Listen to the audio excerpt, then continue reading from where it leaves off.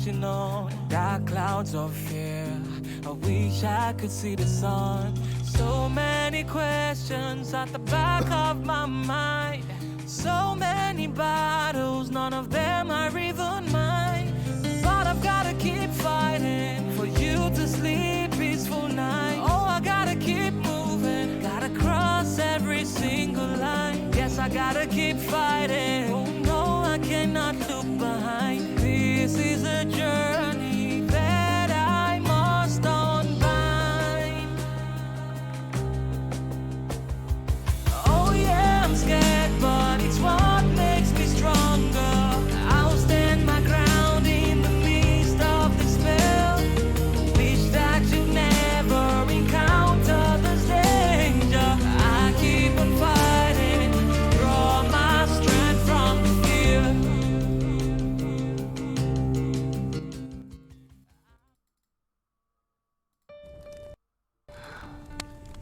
40 years ago, the slimes were exiled from Arcadia because of what my father did.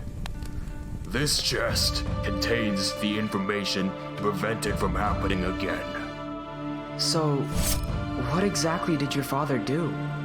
He found something called the Ender. He unleashed it upon the world and it wiped out millions.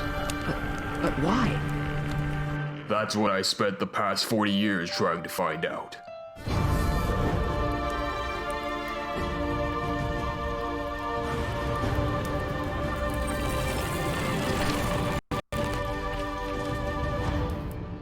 Hey, what's up, survivalists? It's Jay, TeamWnJ here. Welcome to episode 63 of the Levaslier Production Diary. What's going on, Zactaz, Josiah, and Peanut Butter Sandwich Productions?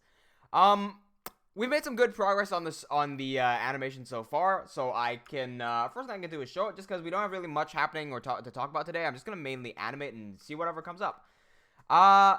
So, to give you guys an update on what we have, let's start off from somewhere here, because we've already seen what the previous stuff is about. Let's go.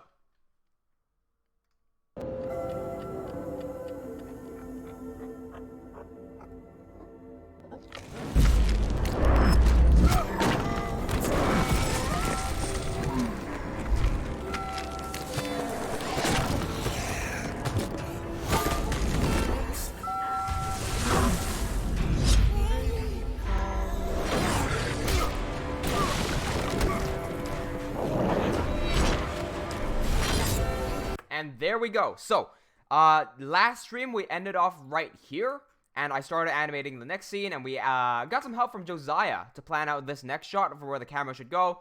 Comes up, changes his arm to this sort of spike, spikes down, cuts to the next shot of Arkosh jumping backwards, and then swinging at the camera. And then we're gonna do the next shot as we go on the stream.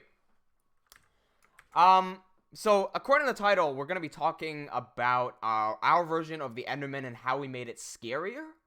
But I'll wait for more and more people to come in who are interested in the subject so I can go over it. But remember when there was this one stream when I was talking about how, when I was designing the Cyclops character, I was like, what exactly makes something scary? And I was reading into some papers on, like, you know, human fear and why we're afraid of things, and I came up with this design that's, you know, aimed towards hitting that psychological fear area. But I'll wait for more and more people to come in who haven't heard me talk about that, so we can get something started from there. Zactaz says, watch with the captions, everything is so much funnier. What does the caption say, Zactaz? That's pretty close to what I suggested. Yeah, I thought you might have something, like, a bit further back, but I wanted to be able to show that spike a little more, so I kind of found a little in-between area between what you suggested and what the final results were. Also, probably with this shot, you probably had, like, his arm in the shot over on the right side, and you would have him jumping to the left or something. I have a feeling you were going for that. Brightger says, so the Ender arm and the creature are using the same power? Yes. In Levaslier, we're turning, quote-unquote, the Ender into the Corrupted. So the entire faction of, quote-unquote, the Ender, we're naming the entire faction the Corrupted. The Endermen are just one member of the Corrupted. So this Cyclops is another member of the Corrupted faction. And we're going to stick to calling Arkosh's Ender Arm the Ender Arm, just because it sounds better that way.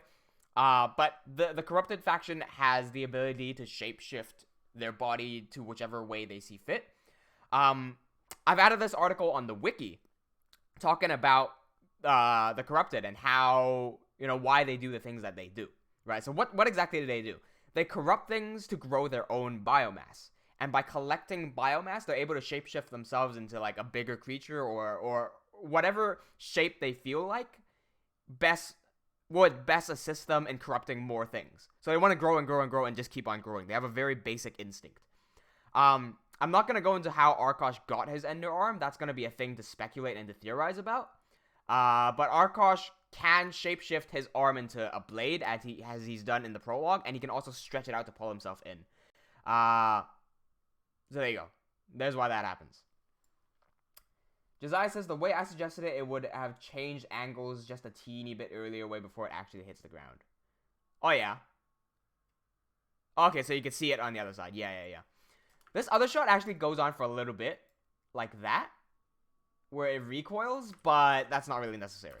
Because this just edits it. By the way, Briger, I saw your live stream thumbnail, and it looks fantastic. And I'm just gonna go check memes because Zach has told me to go check memes. Jerk. Apparently, if you turn on captions when the song is playing, it says jerk. Briger says, was about to say he would not have to corrupt something for his arm. Was about to say, would he not have to corrupt something for his arm to function too? Something for you to think about, yeah. Yeah, something for you to think about. Okay, cool. So, what I'm planning for the next shot is that this swing here doesn't actually hit. So, the Cyclops right here will lean backwards and completely dodge it. Right now, he's leaning forward, right? And the cut's aimed towards his face. He'll lean backwards, that's going to go over. But because he's swinging such a big, heavy greatsword, the swing will carry him onwards. He's just going to spin. Like, he's going to completely whip himself over. This will expose Arkosh's back to the Cyclops. And the Cyclops will be able to grab Arkosh from behind and yeet him backwards. I'm going to use the same yeet sound effect. I'll probably add a little twist to it. And then we'll go on from there. I think after that, right after he gets thrown backwards, I'm going to have Arkosh land. What's going on here? Why does this keep on saying that a website is being blocked for phishing? What's going on? Am I being hacked? Wait, something's going on here. Streamlabs keeps on sending me some phishing links. I'm going to investigate that later. So yeah, Arkosh is going to get yeeted back. He'll roll over. He'll stand back up. Cyclops is going to come in again. I think... Okay, what is he going to do this time? I'm thinking, because I've got a few cool choreographies for this one. Maybe... I think I'll just have him come in, and then I'm going to have Arkosh use his Ender Arm to duck out, to like zip out, right? So Arkosh will zip. Let me use the map. Let me use the map here to show what's going on. So he's gonna give his back to the Cyclops. Cyclops is gonna use the tentacle-y thing right here. Grab Arkosh, and he's gonna throw him back to somewhere here. Say for example, right? I could make him crash into this thing and completely smash this thing as well. He's gonna land here. Cyclops is gonna charge him again and probably swing the blade arm at him. Then he could, Arkosh could use the Ender Arm to stretch out back to the rock and land at the rock. Because I'm planning to show off more of their abilities, and one of the things I want to show is the Cyclops will pick things up like big boulders and whatnot and keep on hurling it at Arkosh. Arkosh should be able to chop or dodge everything and close in the distance. I want to have a shot where Arkosh stretches his Ender Arm out to grab the Cyclops by the face, then whip the Ender Arm up and slam him back down. So it'll pick him up by the face, and it'll go in sort of this motion. And you can imagine that would be like kind of picking up like a dude and then going like that and slamming his head onto the ground. That would be pretty dope to see. But once he gets slammed to the ground, the Cyclops has all the back tentacles, and you could use the back tentacles to attack. How I'm planning to end it is for Windshear, Arkosh's sword, to be able to cleave through one of the Cyclops' legs. And then right as Arkosh is about to finish him, the Cyclops will use Arcdoc, Arkosh's son, as a shield, which is going to stop Arkosh. And then that's going to end the Eye of Ender power, which I still haven't fully revealed, I don't think. Right, guys, thanks a lot. It's a time-lapse video. Oh, it's not a stream. Oh, right, it was just a premiere. Yeah. Dude, I saw like the planning and the way you laid it out versus the final result, and it's fantastic. I love seeing people plan out cities and then watching the cities be built where the plans were, and it just looks so fantastic that way. Bragger says thanks. Oh no, hang on, I already read that. Martin Michi says you can format shift the yeet sound effects to make it sound a bit different. Yeah, that's exactly what I'm planning to do. I'm planning to pitch shift it a little bit. Oh, by the way, have you guys noticed the new sounds? I added some extra sounds over here. I'll let you guys figure what this says yourself. Right over here. Okay, let me see if I can isolate those noises. There's one more. Hang on. Maybe there's 4. Hang on. Let me test them. No, don't. No, okay. Here we go. Nope. It's just these 4 sounds right here.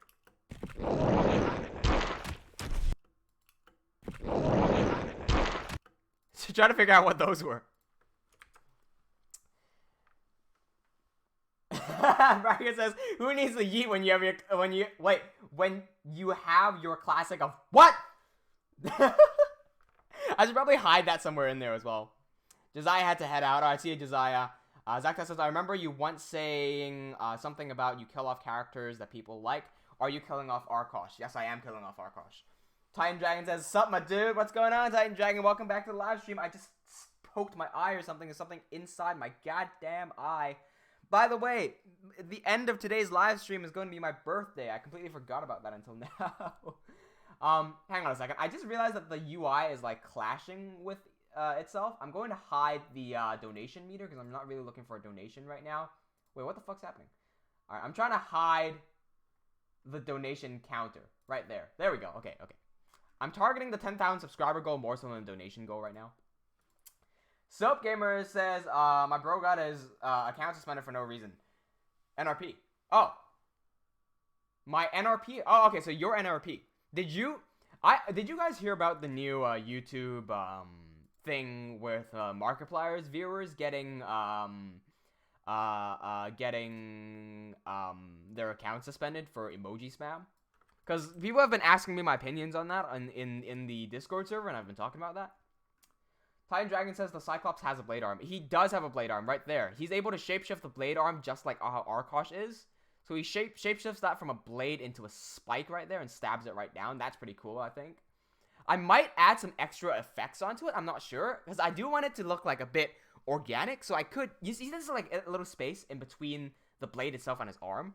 I could make some like slime or some goo on it so that it would like, you know, be like that. I think that'll look pretty cool.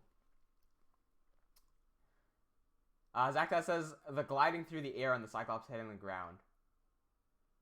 I think you spelled Cyclops way wrong there, Zakta. He started with a P, man. Okay, so yeah, NRP was in the Markiplier stream. No, I don't blame any of the viewers for that. I actually blame Mark for that more than any of the viewers. Because the viewers probably don't know that you can't spam like that. But Mark, as a YouTuber, should be aware that if you spam on YouTube, your accounts will get blocked. No, it has nothing to do with the YouTube algorithm, Titan Dragon. It actually doesn't. Because the YouTube clearly states if you spam, you will get suspended. Mark should be aware of this. So for him, he does not own the platform, right? He doesn't own YouTube. He knows that the rules of YouTube do not bend to his will. So for him to encourage his viewers to spam on YouTube, and I know that the definition of spam, by the way, the definition of spam is unsolicited messages, typically repeatedly or to a lot of people, right? In this scenario, it was solicited, right? So technically, it's not spam. However, YouTube's rules don't bend to Mark. Okay, so we're going to argue whether it's spam or not. It is not spam. However, in YouTube's eyes, it is, and YouTube rules YouTube, not Mark. Mark, being on YouTube for so long, being such a big YouTuber, and being in contact with YouTube, should be aware of this. And before he even did that stream, he should have set up a separate site where people could have voted that he owns. And so when people wanted to vote, they would go onto that site and vote there. Because that, like, you should be aware of that. And here's the thing, a lot of people's accounts got suspended because of that emoji spam. What is YouTube going to do about that? Because YouTube, it's very difficult to get into contact with an actual person at YouTube because most of the time bots answer your questions, especially if you're not monetized. Now, if you do get into contact with a person and you say, hey, can you get my account back because I was involved in this thing, this emoji spam thing? Okay. They are not obliged to give you your account back because their rules clearly state that you cannot spam. It was you who broke the rules. Right? Yes, it is an honest mistake. Yes, you didn't intend to spam. And yes, that is technically not spam. But in YouTube's eyes, it is spam. So unless you can convince them that that mistake should just fly and everyone's account should be brought back, that's a bit... I don't know how you'd convince YouTube about that. Because YouTube, the people... the contacts at YouTube are probably less humans than the algorithm. Just because they need to keep their job. There are people who have gone into Google and have done a survey on Google headquarters. And you know how there's like... You know how when people imagine Google Studios and Google headquarters, they see like a very fun play area with like a pool table and everything, and there's mini games everywhere? Yeah, well, someone actually went into there and took a look around. Nobody uses any of those devices. Why? Because if you use those devices, the supervisors are going to think that you're lazy and they'll fire you. So everyone working at Google is so hard ass to try to keep their job that they're probably less human than the actual robots running the YouTube algorithm. I just don't think don't think that YouTube will bring any of the accounts back unless there is enough outrage from people who don't understand what I just said. And in the case of Mark, because he is such a big YouTuber and because he's presenting this in a way that he did nothing wrong and it's all YouTube's fault, I feel like people are going to gang up on YouTube unfairly and then say that YouTube should bring their accounts back, and then YouTube will be under the pressure to bring all these accounts back. Which at the end of the day is a win for everyone, except YouTube. So if your account did get gotten rid of, okay, sure, bring them back. Like, whatever, right? Like do whatever you gotta do. I don't really care. But be aware that even if you're gonna complain about that, YouTube is not in the wrong here. YouTube did nothing wrong here. They have rules that say you cannot spam. Mark encouraged people on YouTube to spam. Therefore, everyone who followed his instructions got their account suspended. The person we should be blaming here is Mark for not understanding the rules and encouraging spam. And I've already said, though this is not spam, because Mark solicited all of the messages, in YouTube's eyes, it is still spam, and he is playing this game on YouTube. He should be aware of this, and he should have set up an external site that he owns and controls for people to vote on. And he should have been aware of this. There you go. Cam, what's going on? Just use straw poll. Exactly. Use straw. Even use Discord. Right? Set up a thing on Discord, type in a question and set 2 emojis, and then have people react to the 2 emojis. Catastrophe says, the 18WJ, I was just telling Bri about this. Bri was already in before you were, Kata. Bri says, and you can do polls on your own videos with the cards. Or, yes, exactly. Or do that as well. Do that as well. Just vote like that. Yeah, why are people voting with the emojis, right? And everybody is blaming YouTube about it. That's what I don't really like, is that everybody thinks that YouTube is always wrong. And also, everyone's, so many people are complaining about the YouTube algorithm being shit and whatnot, or the YouTube copyright system being shit. How many people are on YouTube? How many people are experiencing copyright problems? False copyright problems, right? It's a very small minority of people who are being affected by the false copyright issue. How many people are taking advantage of the copyright thing for legitimate purposes? So, me, for example, I have 2 PewDiePie animations that are super popular. People like stealing my animations. So for me, I can go into the copyright tab, see who stole it, flag it, they're down. Simple as that. It works perfectly fine for me. It's only that small minority of people who are being really affected by it, and they're complaining about it like it's the end of the world. No, you were affected by something that works for everyone else. You are an exception to the rule here because something happened to you that does not happen to anybody else. So the argument shouldn't be YouTube needs to completely change their copyright algorithm, because it works for 99.99% of the other people. You're just the 0.01% being affected by it negatively. The argument is, what exactly is causing you to be affected by the false copyright thing, and how can you solve that yourself? Everybody likes blaming YouTube. They don't like blaming themselves. Like, if somebody were to false copyright my channel, right? Why did that person false copyright? Who false copyrighted me? I can complain to YouTube, and this is what the thing that's wrong with YouTube here is that you can't contact an actual person. That is the one thing that that is very, very wrong with YouTube.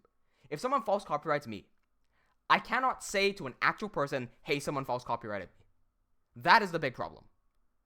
Because if that system was in place, it would work. It would work so much better. And that would solve a lot of the false copyright issues with the 0.01% of people.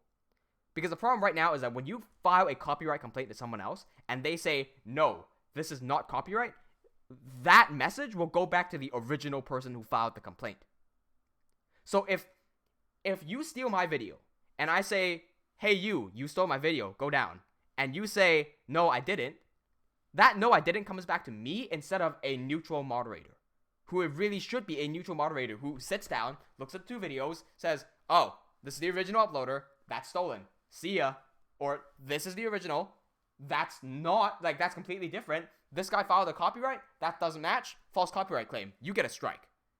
There's also no punishment for people who falsely file copyright claims. That's also another issue, right?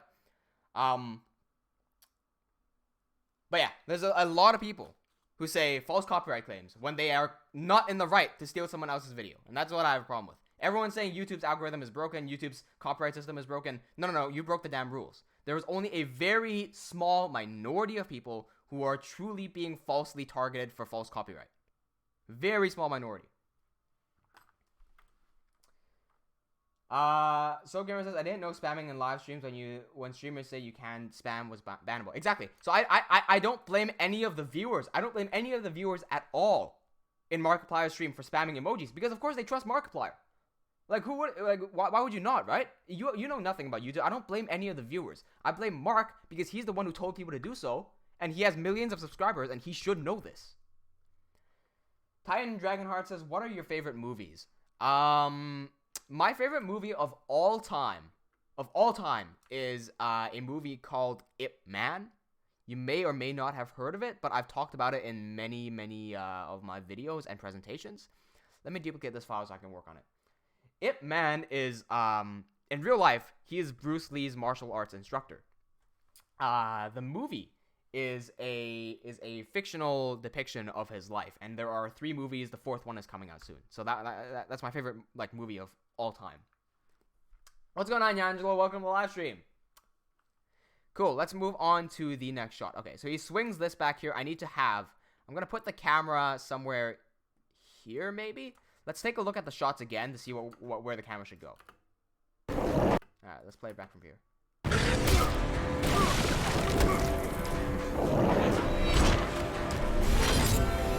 Okay, because he's here and he slides off and he swings like this, maybe I would have it here or somewhere on top, say. Because what I'm going to do... Oh, I could put it right here so that the sword could swing right by the camera. I'm going to have Arkosh swing and completely miss and go overboard. Then I'm going to have the Cyclops pick up Arkosh from the back. So this might be a good angle. And then from here, I could very simply, like... I could probably just rotate the camera over there to have him get blown away, right? Okay, let's try that. The camera should be somewhere around here. Now, I don't know how much animation I'm actually going to get done in the stream today, because I have a history of not completing animations on stream or taking forever to do them. So I just want to have some fun today and have some talks with you guys to see what's up. By the way, there have been some talks about self-defense on the Discord server, and I'd like to touch upon that as well, because safety is of the utmost importance. Angelo says, "You using the same stream thumbnail as us?" Yes. I realized I forgot to set up the stream thumbnail like 30 minutes in, and so I took the old stream and I just expanded the thumbnail to fit like the Cyclops' face. Yeah, I did. Zach says, wait, since when does Cam and Angelo are mods? Since, a few weeks ago. Yeah, a few weeks ago. Because, all the other moderators were offline, and I just needed a few more mods to look after everything, so these guys have been taking good care of the server. Okay, they're here now. Cool. Camera, why is the camera, oh, the camera's not in the right place. Here we go. Camera, in. Cool. And that angle is a bit too wide. Is it, though? No, that's fine. That's fine. Okay, cool. Yeah, Zach says you're not always here. Yeah, it's been a few weeks since they were moderators. Ouch, my eye. Okay, let's give me the controls and let's start animating. Right, I'm not sure if NRP is still here. But basically, I saw someone mention knives for self-defense on our Discord server, and that's just not a good idea. Because I used to carry a knife around, like an actual proper a flick blade around as a self-defense item, but you realize very quickly that that's not very useful. Even if it's legal, it's not very useful. Now, knives are illegal in many places, but you may find that there's a rule that's like you can only have knives under 3 inch, and the general rule of thumb is that if you have a knife under 3 inch, I don't have any knives near me. If you have a knife under 3 inches, wait, I'm gonna go run and grab one. I got, no, it's right here, okay. This ain't a knife, but this is exactly 3 inches, right? If you have something like this, and it's 3 inches, it will fit on your palm. That's the general consensus. If it fits in your palm, that's typically legal. Now, will a 3-inch knife kill someone? Yes, it will, because it can go completely through someone's neck. Okay, it will kill someone. So we can conclude that the knife is lethal, right? A 3-inch knife is absolutely lethal. Should you be carrying one for self-defense? Because I don't know, like I don't know why that it always jumps into people's minds that knife is a good defense tool. I don't know why. It certainly did jump into my mind as well. Most people don't know how to use a knife. That's one thing. Most people don't know how to use a knife. Second thing is that most people don't want to use the knife. Because if I have a lethal weapon at my disposal, such as a knife, I will use it with lethal intent. I will not use a lethal weapon to half its capacity when my life is in danger. Right? I'm not gonna, something's threatening my life to the point where I have to draw my knife. Oh, okay, let me not kill them. That doesn't make sense. In a self-defense situation where your life is in danger, you don't have the luxury of that thought. You will pull it out and you will have to use it to kill someone. In that situation, right? Most people aren't trained to do that. Most people aren't trained to, under a quick response time, to draw their knife and open it. Most people don't know how to use the knife once they have drawn it, and most people can't stab someone because mentally, stabbing someone and killing someone is not a very nice thing. And people know that. Most people cannot do those 3 things. I figured that out once I got my knife. I figured it out that I can't use it, right? Even if I know how to use it, I can't use it because the mental blockage is there. I can't do it. And so I don't carry knives as self-defense anymore. A gun is easier to use than a knife. A gun, it's way more easier to shoot someone than it is to stab someone because of proximity. When you're in range of someone and you can see their face as you stab them and dig the knife in there, very few people can do that. But if you're standing 50 feet apart and I grab a gun and I shoot you, that's easy to do just because you can't see their face and you can't see their reaction. But guns aren't illegal in most guns aren't legal in most countries, right? What did I get instead of a knife? I got pepper spray. Because pepper spray, okay, there's variants of pepper spray. Pepper spray might be illegal in some countries, but bear spray is not. Or dog spray. Dog spray and bear spray aren't illegal. They are also non-lethal. Some people might jump to stun gun. Stun guns are lethal to an extent. They're not designed to be lethal. However, it's not the act of shooting someone and then stunning them that's going to kill them. Not most of the time, right? You can stun them. If they have heart issues, yes, but that's an exception. That's just like if I spray someone with pepper spray and they have asthma and they die. That's an exception, okay? What is not an exception is once you stun them and they seize up and they drop to the ground and smack their head on concrete. head to concrete is a very easy recipe for death. And that's what you get with stun gun that you have to be very careful of. Also, stun guns aren't legal in most places. Pepper spray. You spray it in their face, they breathe it in, they go, and you just run away. That's the advantage of using pepper spray. So that's what I would go for nowadays. Now, granted, right now where I am, bear spray, pepper spray, and the dog spray are all illegal. So the only thing I have for any sort of last resort self-defense is a weapon. I'm talking about a fight, not fleeing. Talking about a fight. My last resort weapon is a flashlight. Like, that's better than nothing. But don't think, oh, I can grab a flashlight as well. Okay, no. You probably don't know how to use the flashlight properly. It's not just about bashing them on the head. It's about shining them in the face just to temporarily blind them and then run away. You think that's easy? Do it at night. You're going to blind yourself as well. Through experience, I learned that. Right? So it's not that good of a weapon, but it's better than nothing. The common response to self-defense is always, oh, just run away. That's not as simple as it sounds. There are 2 situations where I will not be able to run. 3 situations where I will not be run away that I can instantly think off the top of my head. Okay? 3 very instant situations. 1, I walk into a lift. Done. That's one situation where I can't run away, because if there's someone else in the lift, I can't get out of the lift. Okay? And yes, the common response to that is, if you see someone shady in the lift, don't go in the lift. Okay, what if I'm already in the lift, it opens, someone else walks in? Okay, how are you going to get out? You can't. Okay, you can't run from that one. You have to fight. 2, I'm at an ATM machine. I check behind me and there's no one there, and I enter the ATM stuff. All of a sudden, there's someone in now. What do? You can't run. Okay. 3rd situation, I'm with my girlfriend. We're walking down a street. All of a sudden, someone starts mugging us. What am I going to do, leave her? No, I have to fight. Right? Those are 3 instant situations that I just can't run from, and I have to fight in those situations. So yeah, you can't always say that you can just run from it. Of course, if you can run. But just know that, like, okay, if you can't run, what are you going to do? Right? If you can run. If you can't run, what are you going to do? Right? You got to start thinking about that. Yes, train. Thank you. Zactaz, thank you. I forgot about that. Yes, train. Public transportation. Train, bus, anywhere where you're with other people that you can't just jump off of. Yeah, you're in for some trouble. You can't run from that. Yes, thank you. Also, NRP says there's a chance they could use it on you. Exactly. If you take out a knife and you don't know how to use a knife, and somebody you drop the knife, right? Someone else could pick up the knife and shank you with it. That's not good. That's not good. Exactly. So it's even more dangerous for you if you carry a knife without knowing how to use it, without the intention of using it, right? And you're fighting someone and you forget that you have a knife in your pocket, which happens, and all of a sudden someone shoots you in the face or like punches you in the face.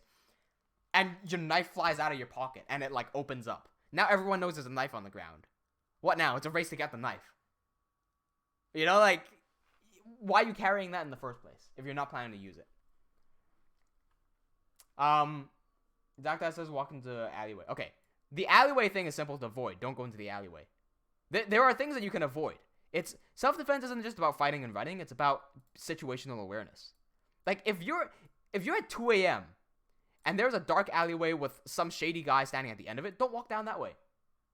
Just don't go there. You know, like, it's that simple. Go the other way. Take the long way. What's more important, the 15 minutes you save or, like, your life? You know what I mean? But it's not always that easy to just say run. That's what I want to get across. All right. I know I deleted all the keyframes of the sword swing and I'm reanimating them, but I want to make sure that the sword right there doesn't clip into the wall. And it does in the previous shot, it's just no one sees it. So I'm just going to, like, hide it like that. Maybe try to line it up a little bit better so nobody sees it. I'm just kind of pretending that it does not clip into this wall here. Okay, there we go. If it clips outside of the field of view, I don't really care. So right there, I can hide it right there. See that? Right there, the sword is clearly clipping into the wall. But that's fine. Harry is in, and he just sent me a text. Hang on, let me just double check. Hey, what's going on, Cookie Cream? Harry's going to join in soon. Okay, cool. Zaktas says, oh yeah, no, Zaktas made the exact same point and repeated. Yeah, you're right. Someone could very easily disarm you and then use it against you. Yeah, for sure. Angelo says, using a flashlight to someone Thorn's armor be like. Oh! Yeah, no, it's really, it is legit though. It is legit though. I've had to flash some dude in the face before at night, and that's when I learned that it would blind me as well. Fortunately, because I expected the flash and he didn't, I'm able to get away, even if I can't see anything, because I know where I came from, so I just go the other way. But he was just kind of like, oh, and he's going, you know. Just carry a sword, says Zach does. Did you know in Texas you're legally allowed to carry a sword? It's time to move over to Texas, am I right? Just buy a great fucking claymore, carry that around. See who's boss now. Alright, let's set the sword in motion. Angelo says Arcos charging his sword backwards suddenly cuts the house in half. That's true. There's another thing that I haven't shown yet, which is Windshear's shear ability. Because his sword, I think we're still working on this in lore. Because we're doing a little bit of a rewrite on how this works exactly. But I think it's what we have so far is that it's an enchantment, how it works. Windshear's ability is that the enchantment on it will allow the user to shear through the air and basically cut like a very thin cut through the air, and it will send out a shockwave that's gonna cut anything in its path. We're still writing that into lore. That's already in there. It's just I'm fixing up all the kinks and stuff, all the inconsistencies. What's going on, Felipe? Welcome to the live stream. Welcome back. It's been a while since we've seen you. Okie dokie. So he swings there. This is all fine and dandy. Let's move this back over here. Actually, that looks a bit funky. I'll probably have to rotate the other leg. Here we go. This shot shouldn't be too hard, especially because I'm a bit more focused today as well. Here we go. Probably move this out a little bit. Here we go.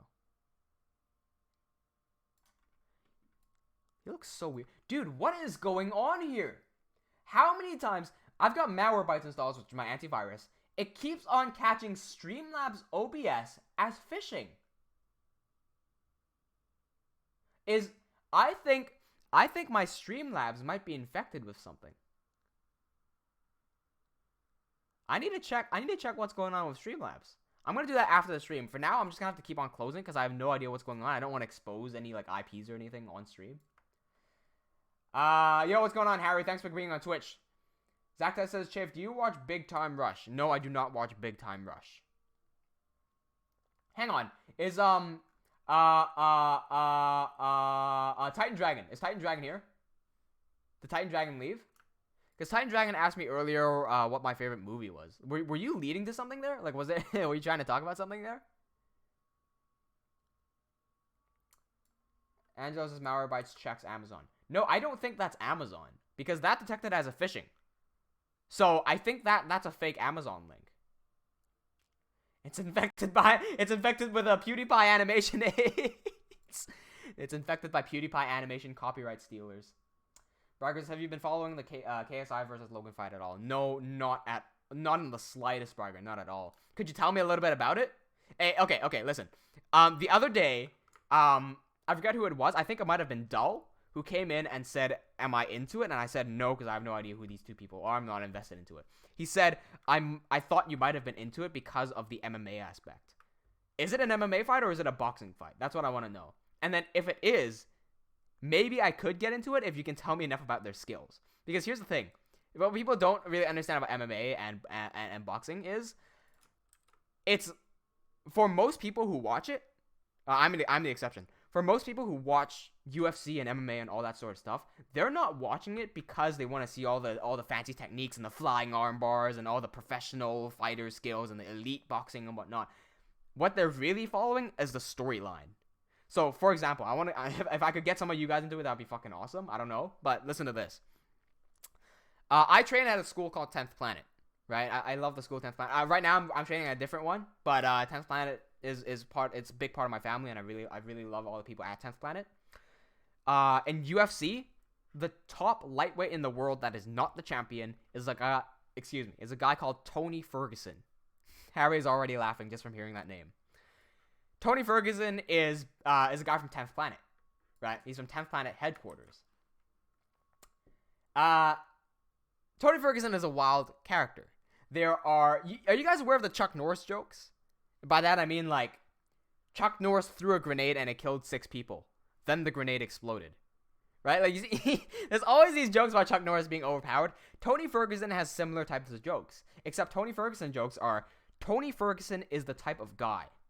Right? And then you continue of something. Some of the ones that I like are... Let me Google this. You're gonna like this. I'm gonna tell you a bit more about this guy. Because you're gonna fucking love this guy. You don't have to know anything about him.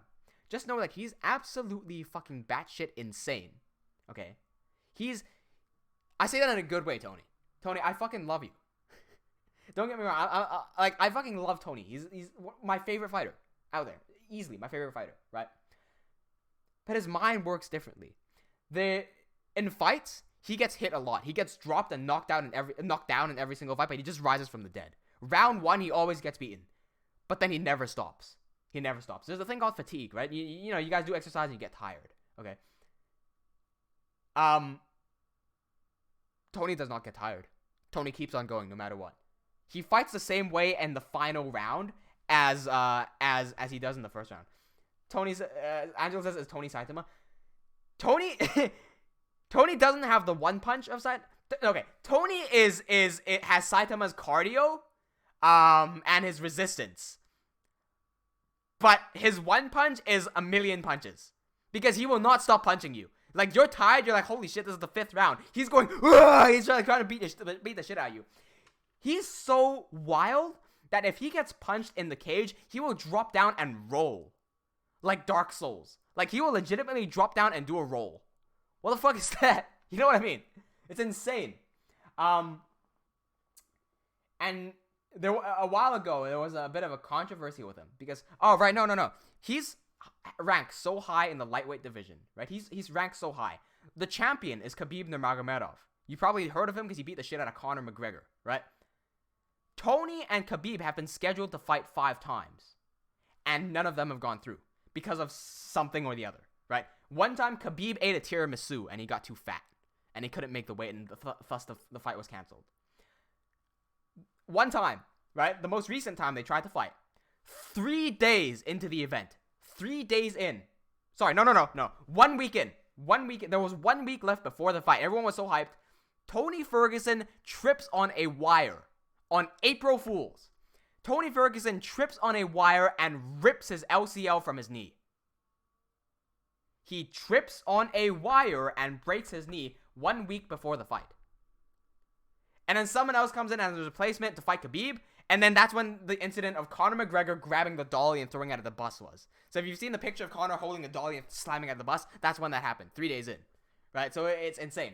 Tony, then, an LCL rupture completely separated from the bone, right? The LCL, if that rips off, that takes about 2 years to recover from, or something like that.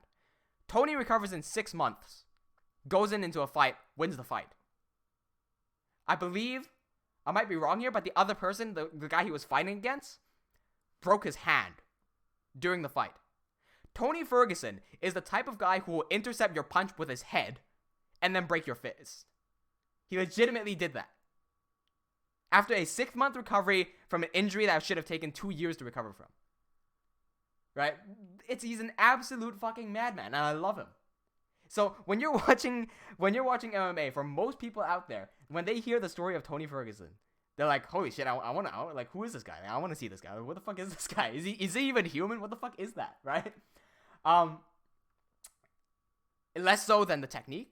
Because I'm into doing all the technique and the martial stuff. So, yes, I watch the technique as well. But the storyline is what captivates most people. And in this scenario, the KSI versus Logan Paul, I guarantee you most people are not watching it because of the boxing or the MMA. They're watching it because of the 2 characters. And for me, I am not invested in either of these 2 characters. Okay, let's see what Bragger says. Bragger says it is a boxing match, but I don't know where to start. It's a long story at this point. Right now, it's an interesting mix of last year's YouTube boxing event and professional boxing. They're not professionals. Braga says, I did not know KSI before. I saw his first boxing match, and it has been interesting to see him grow and learn the sport. For Logan, I feel like he has matured and become a lot better person from it. Okay, that's a good thing. That's a good thing that they're at least growing.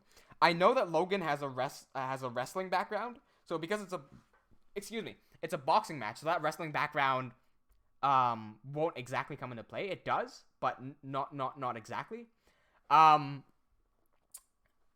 I've seen KSI goof off before, and he doesn't look like the person who would do very well in a fight. I don't know too much about him, but I've seen him goof off with former champion Michael Bisping, and like Bisping was throwing him around and doing some arm bars and whatnot, and KSI was just like laughing and not really learning much from it. But that's MMA, so I have no idea. That said, though, because Logan has a wrestling background, you'd expect Logan to have more pressure, because what wrestlers do really good is have forward pressure. They keep on pressuring you and keep on going forward no matter what, and it's very hard to stop them. And because he's trained as a wrestler as well, he also has the cardio and the strength and the fitness that comes with wrestling, while I don't know what KSI's background is. And it says, imagine Connor and Tony having a baby. I don't want to imagine that. I don't want... Tony and Connor's baby is going to be their fight, and I hope they get to fight soon. Zach says, one time I referred to babies as hybrids. Okay. At least you didn't refer to them as like... Fuck, I don't know. I was gonna go for a joke there, but like the word just like... the word just escaped from my head. Fuck, I don't know, man. Hang on. Is the type... Let's see.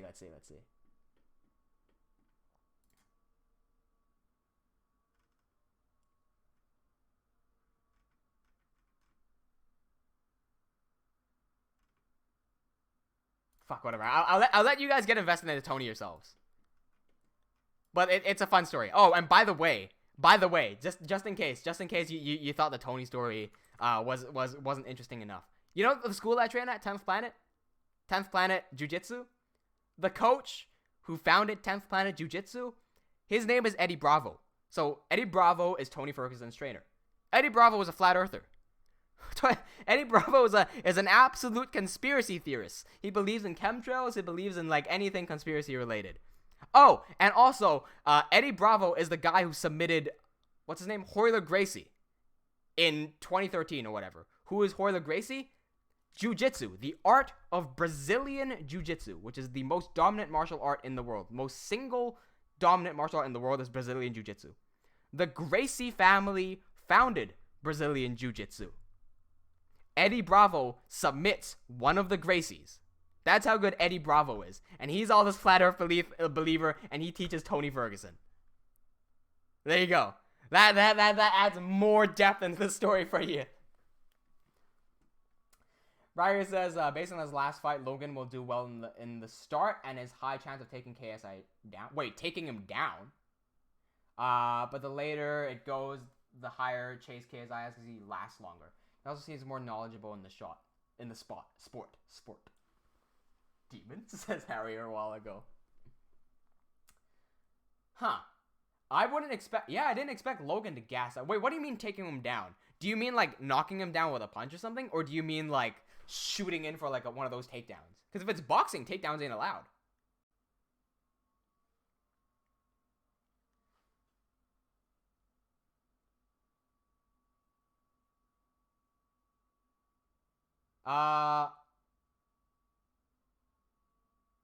Hang on. What's everyone's? Who's verified? Is someone verified here? I know Zella and Rain are. Oh no, Zella was here a while ago. I think Zella's gone now. No, yeah, Zella and Rain are both verified on YouTube because they've got over 100,000 subs. I think it's as simple as that. What's going on, Shizuko? It's been a while since we've seen you here. The animation is looking good so far. I'm really liking it. We're gonna throw some bad technique into here. Oh, and by the way, you might think that this swing looks like it has bad technique, and it absolutely does. I did that intentionally. I don't know how many people are gonna realize this, but right here when he does this swing, he's actually got really piss poor technique. Just because he just got sent flying off a building and rolling back a little bit, so he's not entirely awake to do this, right? That's just his instinct running in there. I tried to do that. I'm not sure how well it'll come off. Hey, Zella is here. Knocking him out by a punch is what I meant. Knocking him down. That's a... Dude, I am so pissed off. Okay. At work, remember, one of our clients is Marvel Stadium, right? Marvel Stadium just hosted the biggest UFC event in history, in the entire world, right? Here in Melbourne, Australia, between Israel Adesanya and Robert Whittaker for the middleweight championship. That just happened at the Marvel Stadium, one of our clients. So seeing that, I was like, oh, this is a good chance for us to do some marketing for them. Can we get some of our writers to write an article about the upcoming UFC event, and then we could broadcast that around? We accidentally found a writer who knows nothing about fighting at all, right? And holy shit, I was facepalming so hard. Most people don't understand the difference between a knockdown and a knockout, or a takedown, right? Here's what a takedown is. A takedown is when you and I are both standing and I want to get to the fight to the ground. What I will do is drop and I'll pick you up and I'll slam you down. Or no, I'll just basically run over you. So if you're standing here like this, what I'm gonna do is bend over and charge you and then take you down like that, and we'll both be on the floor. Okay, that's a takedown. A knockdown is when I punch someone in the face. So let's say someone punches me and I drop down to my knee. I lose consciousness for about a split second. So I temporarily get knocked over and I stumble and I drop down, right? But then I get back up and I'm fine to go. That's a knockdown. A knockout is when you punch someone and they go flat and they don't move and they're just done. That's a knockout. That's when they go completely unconscious. Those are the 3 words, right? So as I'm reading this article that we hired and we paid someone to write, it's like, he wrote, okay, Robert Whittaker was the champion. We have a guy from 10th Planet called Kelvin Gastelum, right? Kelvin was supposed to fight Robert Whittaker. Remember, I'm from 10th Planet. Kelvin is from 10th Planet. I'm reading this article, and it says, last year, Kelvin Gastelum forfeited his opportunity to be knocked out by Robert Whittaker. Oh! The guts! What a fucking ballsy move. I'm like, what the fuck? How can you write that? We're supposed to take a neutral perspective to report about what is happening, not give our opinions on who's going to win and who's not going to win. Also, Kelvin has nothing to do with the upcoming fight. I'm reading that, I'm like, what is this person writing? Holy shit! Kelvin Gastelum forfeited the opportunity to be knocked out by Robert Whittaker. Excuse me? Christ. And goes out of yeet after he swings the sword. I really should. Yeah, I'm gonna do that. Fuck, that's a good idea. Looks like he's gonna cramp she's go. Yeah. What did you mean, his arm? This is what your arm looks like on cramps. And just as you mean knockout. Wait, what do you mean? What do you mean knockout sound? No, a temporary drop is a knockdown, not a knockout. And then it gets more confusing when people start. Nobody says this, except some people who think they're knowledgeable, but they're really not. They say throw and they say slam instead of takedown, because there's a difference between a throw, a slam, and a takedown that most people don't need to know. Because a slam is a takedown, a throw is also a takedown. But a takedown is not a slam, and a takedown is not a throw. So, just say takedown. Just say takedown. Okay, here we go. So, he goes here. Why is my animation skills so bad? I really should be formally trained in animation, but I am not. Okay, let me, I need to undo some of this animation here. This is bad animation. This should be here, and this should be here. So this is the initial swing. Let's take a look at the bottom screen. This is the initial swing, right? Just like that. Okay. Oh my god! Zach Taz, I think I will kick a few punches in the ring. Jesus Christ. I'm gonna imagine one of you guys saying I'm going to take down a few kicks in the hexagon. How many of you guys are gonna get that? Because when you find in the UFC, it ain't a ring, it's an octagon.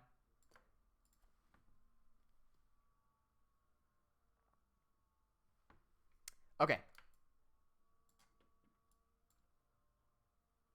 So he swings here like this. The Cyclops is gonna have to dodge. Let me complete the entire swing first, because it takes him 12 frames to swing to here, which I have a feeling this swing is a bit too slow, but it'll be fine. This is bad edge alignment, but that's fine because he's a bit sloppy right now. And then I'm just gonna complete this in 1 second, right? He's just gonna complete. Actually, no, I'll cut this short. He'll completely swing over like this, and because the greatsword is so heavy, he's going to be completely thrown over, right? Like this. Perfect. That's what I want. Ando says, I'm going good luck. What? I'm going to gawk a flock using my TikTok Glock. What? You're going to what?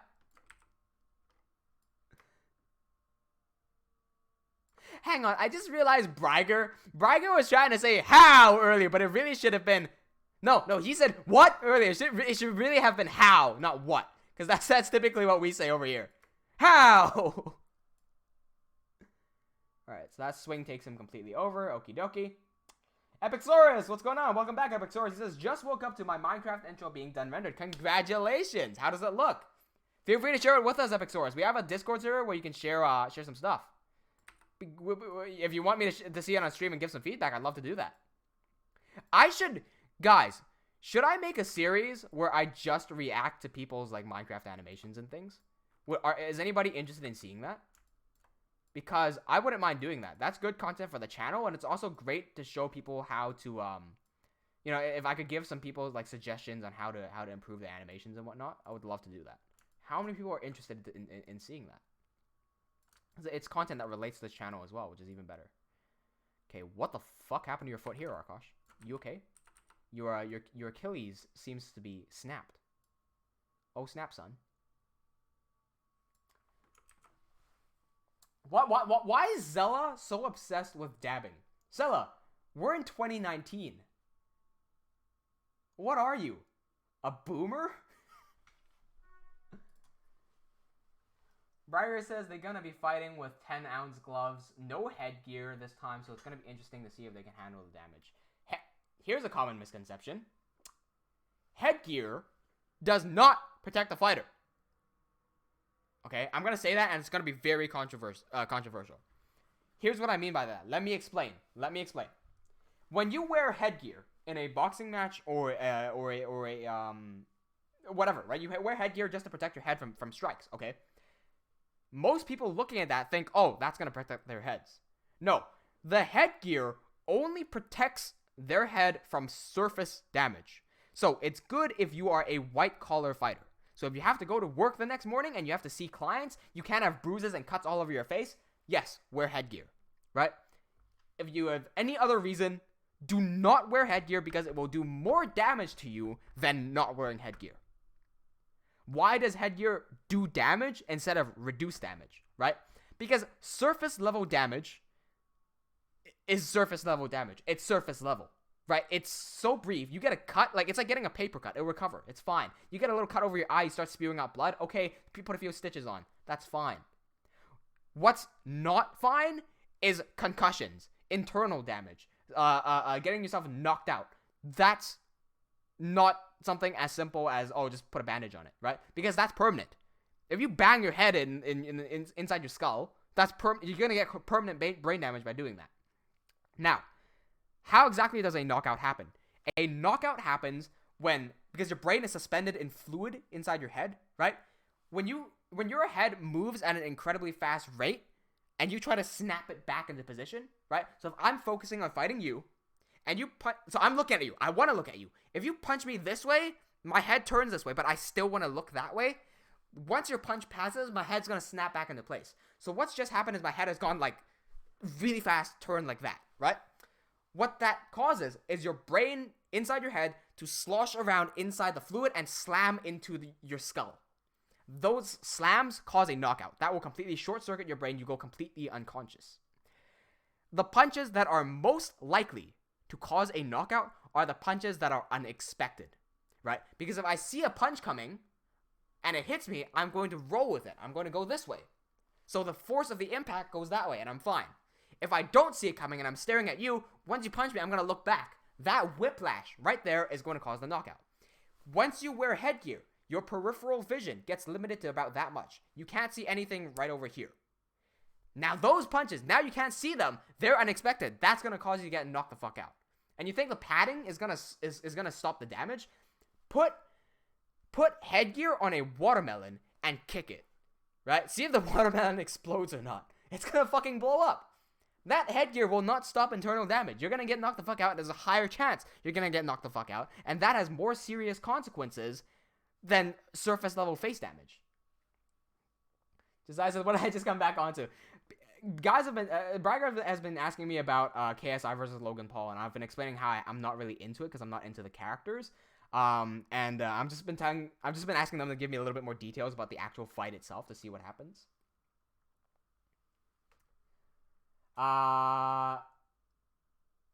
Epic Source says, it looks okay. I'm practically using the first time using depth of field. Are you having Epic Source? Are you using depth of field with Z-Blur, or are you using the internal depth of field? Because the internal one causes some problems. Angela says, don't do reaction videos, do an analysis. I might do both, a reaction and an. Okay. Here's the thing. I don't react to things unless it's extremely special, and I doubt that some random YouTuber can make me feel something super special. So if you're gonna watch me react to something, here's what it's gonna look like if I'm reacting to something. I'm gonna be watching it. It's just gonna be playing, and it's gonna be like.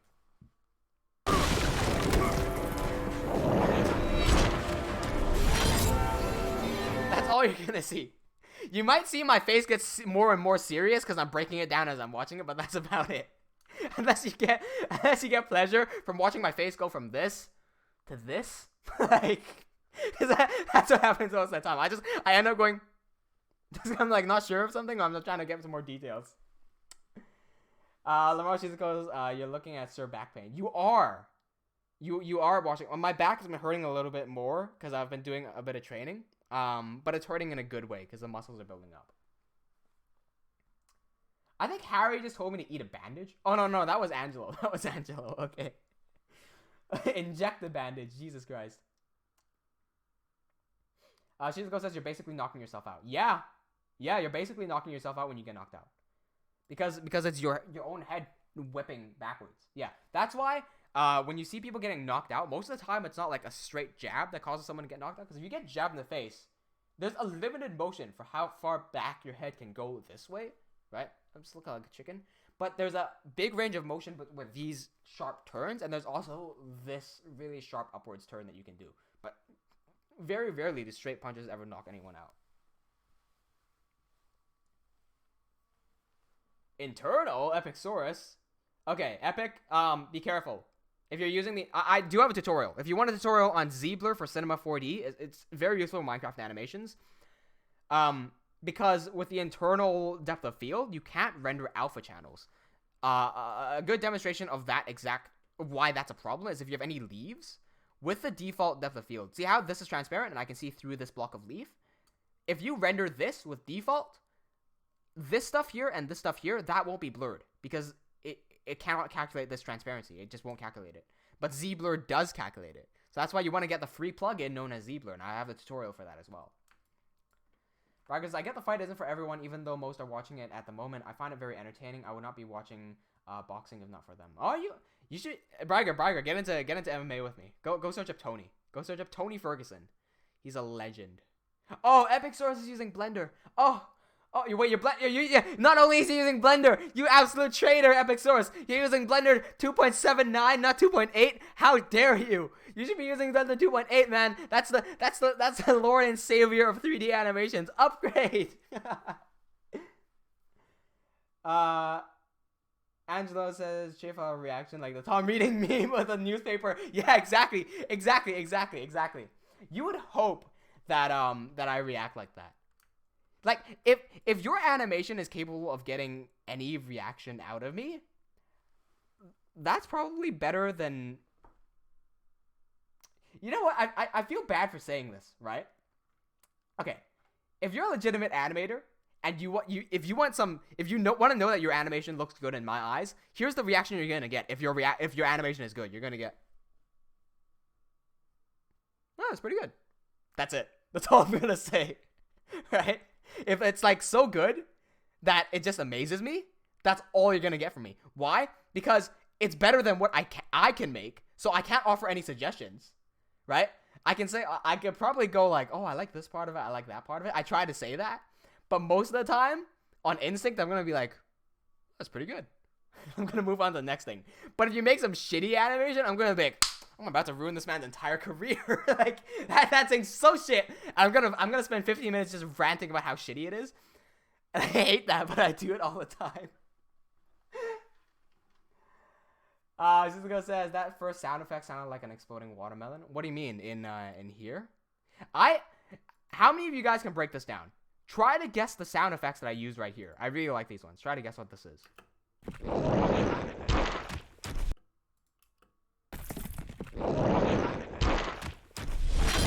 Is anybody interested in seeing this without any music at all? Because I sure as hell am. Okay, I'm gonna mute the entire music track just to see how this looks with just sound effects. All right, here we go. I wonder what this is gonna happen.